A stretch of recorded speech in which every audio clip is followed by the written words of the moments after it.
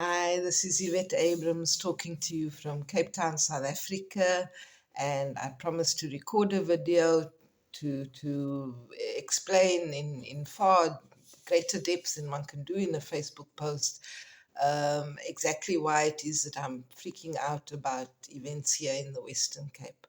So I want to start by explaining that Cape Town, South Africa, it's the southernmost tip of Africa. To that side, we have Asia. To that side, Europe and America. And it was for that very reason that the Dutch colonized us in 1652 in order to set up a refreshment station so that they could trade freely with Asia.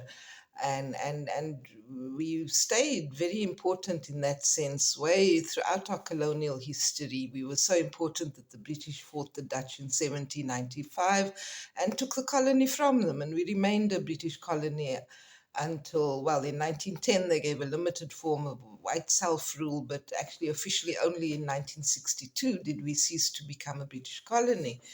Um, and that shows you how important we were, that even, we you would have thought that we would have reduced in importance when they built the Suez Canal in the 1860s, but it still took a full 100 years before the British let go of this colony. And of course, that had a lot to do with the discovery of gold and diamonds in 1872.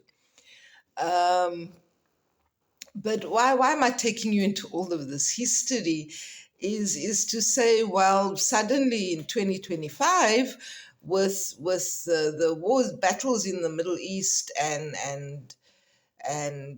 the possible future that we may be heading towards, South Africa is suddenly reacquiring the strategic importance.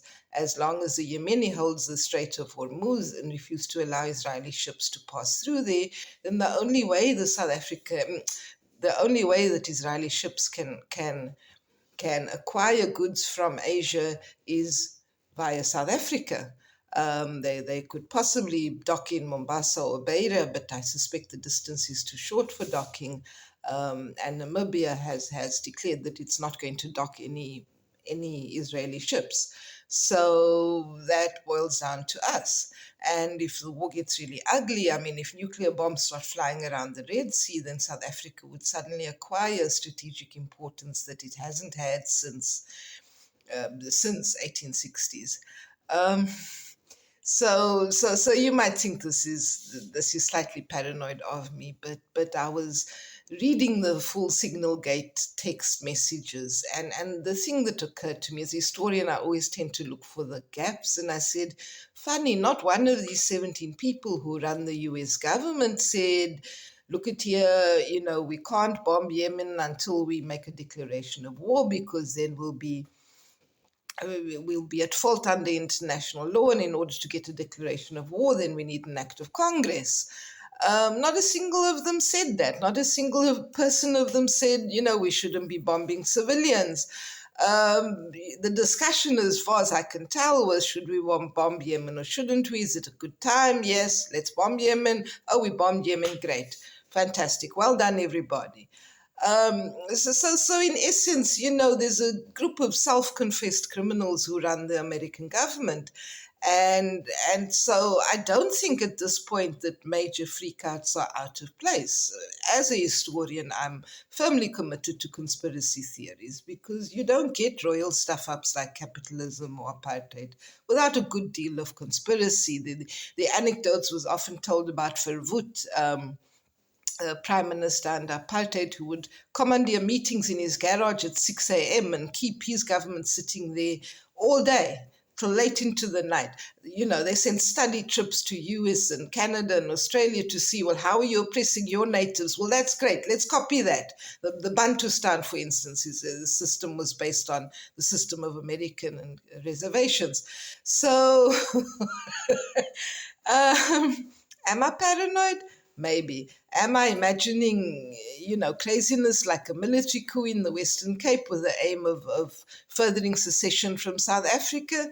Maybe it's all in my head. But I did want to highlight that if you weren't slightly paranoid at this point in history, then you must either be extremely obtuse or be hiding your head under the sand. So I just wanted to upload this to explain my paranoia. Be careful.